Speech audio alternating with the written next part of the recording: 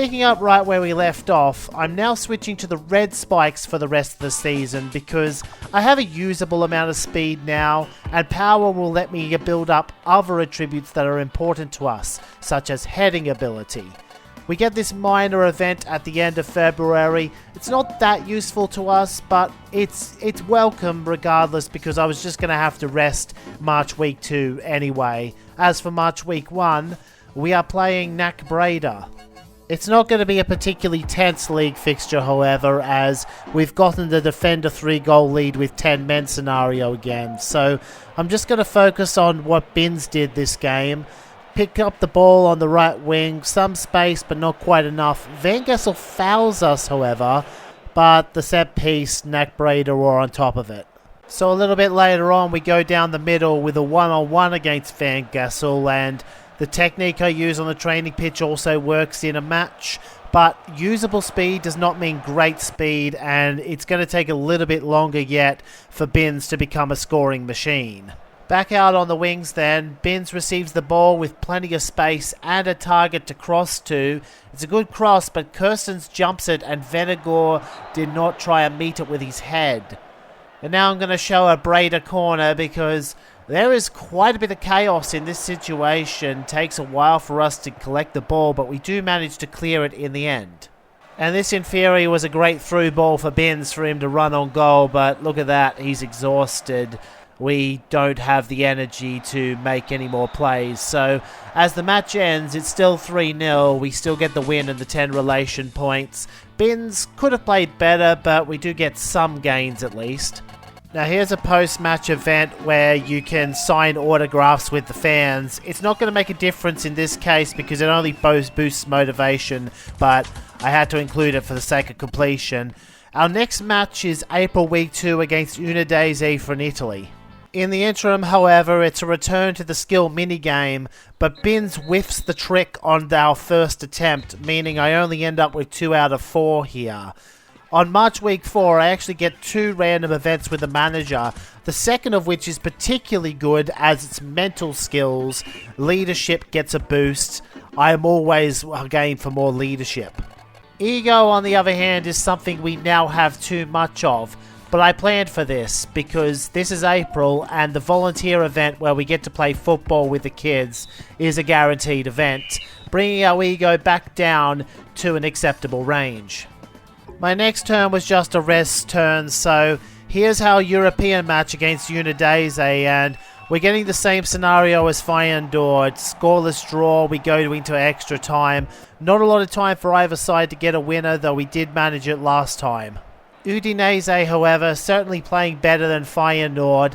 Though this low pass does not beat Zotebier, we don't get a good chance of our own until the second half of extra time. Binns here with a cross in, good position for it, but the spacing of the attackers wasn't the best and it ends up straight in the teeth of the defense. In fact, Udinese counter-attack off of that, and Iquinta has a chance, but he doesn't put nearly enough power on it. So the next chance goes to us off a corner. Trick play, Farfan with a header a little bit too far out. So in the end, this is going to end up remaining scoreless, and we're going to go to the dreaded penalty shootout. So here's how the shootout started. Iquinta scores low right, we equalise with Koku low right. Di Natale goes top left and scores, but Kaluta gets blocked going straight down the middle. Only for Motta to give us another chance by skying it down the middle. Alex scores low right. At 2 apiece, Vidigal also scores low right, and Farfan takes a chance going top left and beats the save. Obodo, however, is blocked down the middle, so not for the first time in this channel, Binns has a chance to win the game as the final PK taker. But unlike last time, going low right does not work. We get saved and this will continue. Now we find ourselves in a miss and lose situation, and this was a big risk for me to take with Seabon, but going top left was a-okay. Bertotto then gets blocked going down the middle. The middle has not been working all shootout, but I count on De Sanctis knowing that and choosing to dive. Reisiger has won us the shootout and we are heading to the European League final. I must say though that Nicole Smith is easily impressed if she thought this was a game for the ages, because the ball never even saw the back of the net until the penalty shootout. But anyway, This means we have back-to-back games at the end of May with Gelsenkirchen aka Schalke as our final opponent. But before that, one more go of the skill minigame. Binns is able to succeed on this little flick where he failed before. That's worth 6,000 points, and on 3 out of 4 successes we end up with 12,000 total, enough to clear skill level 3. Level 4 may be difficult to clear, but that's a bridge we'll cross next season, as the power training does not max out our motivation in time to reach May week 3 and our final league game against Utrecht. We established last season that with max relation a draw is enough, and we are going to enter the game in a drawn position, albeit with us only playing with 10 men. It starts at the 65-minute mark, so we don't have to hold out for that long. And maybe the best way to defend the result is to simply score ourselves. Farfan gets some space here off a one-on-one. I try to pass low to Binns, but for whatever reason he skip passes to Venegor instead, and the defense obviously smothers it. I'm still holding the draw here late though, and made mostly defensive subs. Bol here, however, kicks the ball laterally instead of downfield, and that's going to give Utrecht a somewhat dangerous throw in. I try to put pressure to win the ball back, but they manage to beat me, and now the cross is going to come in. It goes just over Alex's head, and Fortune's going to score. Oh no! With very little time for us to respond too. Little time is still time though. Venegor on the right wing for one more chance. I put the cross in, but I realised looking back at this, I put way too much power on it. I had Binns on the near post, and because I half filled the bar, it went to the far post instead. So we are going to lose to Utrecht, and with that, no league title. After the game, Koku comes to try and cheer us up and get us mentally ready for the next one. We gain some attack-minded, but also some ego, which the game rightly points out could be a problem. I'll have to meditate the excess away in the off-season. But our more immediate concern is that it's Schalke versus Eindhoven in the Champions League final. We haven't had a scenario yet where we've gone into the game trailing, but it looks like our luck has finally run out. We roll snake eyes, and it doesn't look like we're going to become the European champions this season. Do you want to bet? Reisiger scores, and it's with that near to far side play that I made sure to add to our corner playbook, because when it works, it does that. Now that we've restored hope, we have to make sure Schalke doesn't score themselves, and this was a close call. Beasley just gets it out. Our turn to attack again. Binns barely onside for this through ball, but he is. We head towards the right corner, waiting for a target in the box. Chip ball, Farfan, off the post and in. The game is level. It's 2 goals in 15 minutes, and now we have effectively up to 50 to find a winner. That is assuming we don't concede first, and the ball's in the right end of the pitch for us to not concede. We may even score just now. This cross not quite good enough, but Gelsenkirchen only got it out for a throw-in. Binns gets the ball again. He's going to cross it again, and Koku! Philip Koku's made it 3-2 PSV! Need a replay on that, because it's Gary Binns' second assist of the game, and one of the most spectacular winners you'll ever see from Koku.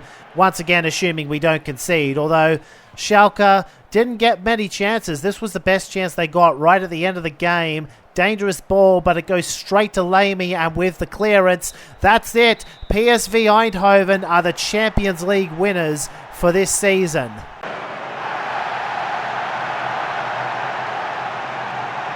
So here's Nicole Smith reporting on that outcome and further confirming that we are the champions.